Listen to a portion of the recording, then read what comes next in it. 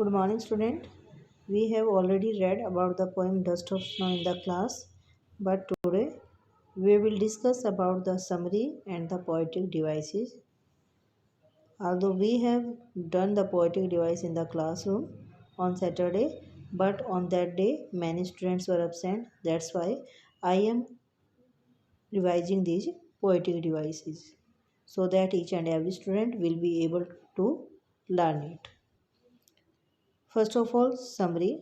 As I have told you while reading the poem that poet was standing under a hemlock tree and he was very sad and depressed. But a small moment, a small thing can change the negativity of any person, and same thing happened with poet. A dust of snow, that means small particles of snow, changed his mood. यानी कि एक छोटी सी चीज़ भी किसी चीज़ को की negativity को बदल सकती है, और ऐसा ही पोइट के साथ हुआ। जब पोइट के ऊपर स्नो के स्मॉल पार्टिकल्स गिरे तो उस टाइम क्या होता है कि जो पोइट है उसका मूड चेंज हो जाता है। तो हम समरी के बारे में करेंगे। पोइट डस्ट ऑफ स्नो के जो पोइट हैं वो है Robert Frost. Robert Frost throws light upon the unimaginable healing power of nature. Robert Frost हमें क्या बताते हैं कि जो नेचर है हीलिंग पावर, यानी कि किसी चीज़ को ठीक करना, वो उसके बारे में हम सोच भी नहीं सकते हैं, कल्पना भी नहीं कर सकते हैं। दैट मीन्स कि जो नेचर है वो बहुत पावरफुल है। उसकी एक छोटी सी चीज़ भी हमारी किसी बड़े दुख को या हमारी किसी बड़ी नेगेटिविटी को ख़त्म कर सकती है। There is nothing that can not be cured by nature. ऐसी कोई चीज़ नहीं है जो नेचर से ठीक ना हो सकती हो। The author was sad and experiencing one such bad day when a crow's moment near a hemlock tree dusted snow upon him. जो ऑथर था वो बहुत उदास था और वह एक ऐसे ही बुरे दिन को एक्सपीरियंस कर रहा था जब एक क्रो के मूवमेंट ने, जो कि एक हेमलॉक के पेड़ के ऊपर बैठा हुआ था या एक हेमलॉक ट्री के पास था, उसने उसके ऊपर यानी कि पोइट के ऊपर जो स्नो थी वो डस्ट कर दी थी, गिरा दी थी। The snow makes him happier. तो जो ये स्मॉल पार्टिकल्स ऑफ स्नो थे उन्होंने उसे हैप्पियर कर दिया, खुश कर दिया था। His day gets a lot better. उसका दिन कुछ अच्छा हो गया था। The fact that hemlock tree is a poisonous combined with crow being the indicator of doom and fear are used in the poem as the carriers of happiness in the life of narrator is ironically. Ironical होता है, जो चीज़ हम सोचते हैं वैसा होता नहीं है, उससे कुछ अलग हो जाता है। जो फैक्ट क्या है कि हेमलॉक ट्री एक पॉइजनस ट्री होता है, इसके ऊपर वाइट कलर के फ्लावर होते हैं, और जो क्रो है उसे भी हम एक अपशकुन का सिंबल मानते हैं। यानी कि जो हेमलॉक ट्री है वो भी नेगेटिविटी का वैसे तो सिंबल होता है, जो क्रो है वो भी नेगेटिविटी या सैडनेस का सिंबल होता है। डूम होता है निराशा। जो हेमलॉक ट्री पॉइजनस ट्री है वो क्रो के साथ मिलाकर जो पोएट है वो इसके अंदर निराशा और डर को इंडिकेट कर रहा है, एक सिंबलाइज कर रहा है। पोएम में दोनों यूज इसीलिए किए गए हैं, लेकिन for the narrator, for the poet, they have become the carrier of the happiness. वो एक हैप्पीनेस का कारण बन जाते हैं। That is the ironical. वो हमारे लिए एक विडंबना की बात है। That means we are thinking that both the things are the symbol of negativity, but both became the part of the happiness, both brought the part of happiness for the poet। क्योंकि crow ने तो dust किया था और जो hemlock tree था उसी ने क्रो को सपोर्ट किया हुआ था, यानी कि वहीं पर जो क्रो है वो बैठा हुआ था। The poet through these objects has tried to highlight that sometimes creatures linked with negative aspect of life can be the bringer of change and happiness।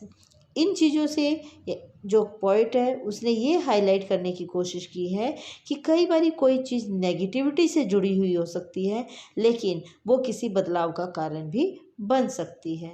That the nature and the natural things can change the movement of any person, can change the life of any person. कि हम हमेशा ये नहीं सोच सकते कि जो गलत है वो हमेशा गलत ही रहेगा या वो हमेशा हमारे लिए गलत ही हो सकता है। Now the poetic devices used in the poem. First of all, we will discuss about the rhyme scheme, and the rhyme scheme is A B A B C D C D। हम rhyme scheme को कैसे देखते हैं? When the last word pronounce in the same tone, यानी कि अगर last word की हम प्रोनाउंसिएशन देखेंगे, जब वो प्रोनाउंसिएशन सेम होती है, जो साउंड इफेक्ट सेम होता है, उससे हम राइम स्कीम निकालते हैं। For example in the poem the way A crow shook down on me the dust of snow. Crow, snow.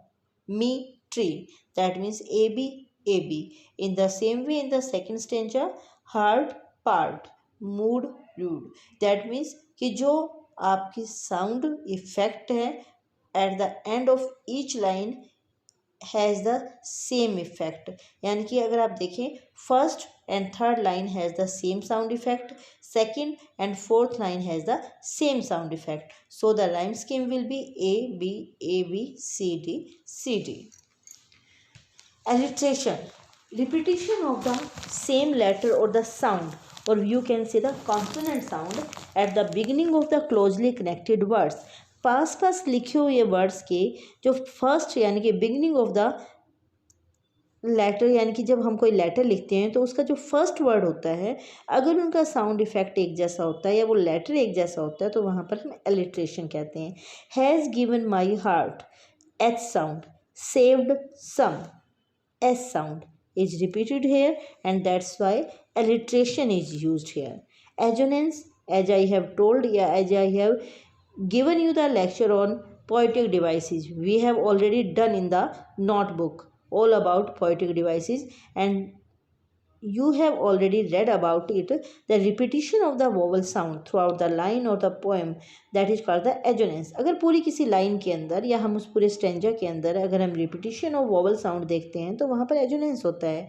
अगर आप देखें फर्स्ट स्टेंजा की सेकेंड लाइन में shook down on me, that means कि o sound is repeated here, that means o vowel and vowel sound is repeated here, that means the assonance. Inversion होता है जब किसी नॉर्मली जब हम किसी सेंटेंस की कंस्ट्रक्शन करते हैं, फॉर्मेशन करते हैं, तो फर्स्ट हम वहाँ पर सब्जेक्ट लिखते हैं, फिर हेल्पिंग वर्ब, फिर वर्ब की फॉर्म एंड देन ऑब्जेक्ट.